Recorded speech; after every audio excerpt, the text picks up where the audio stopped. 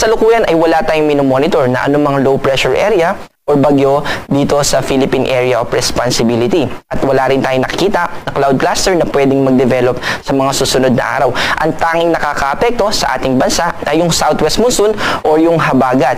At kung mapapansin natin, mababa yung mga kaulapan or moisture dito sa West Philippine Sea, kaya mas konti yung mga pag-ulan na nararanasan natin kahit na nandyan pa rin yung impluensya ng habagat. Also, kung mapapansin din natin, may mga pabugso-bugsong lakas ng hangin tayo na may experience sa iba't ibang lugar ng ating bansa, lalo na sa western part o kanlurang bahagi ng ating bansa. Yan ay associated din po or kaugnay din dito sa hanging habagat. Pero dito sa northwestern part ng ating bansa, partikular na sa Ilocos Norte, kasama yung Babuyan Islands at Batanes, asahan natin na makakaranas pa rin tayo ng mga pag-ulan at ganun din naman sa natitirang bahagi ng northern Luzon. Kasama dyan yung Ilocos Region, Apayao, kasama yung Abra, at ganun din dito sa extreme northern Luzon.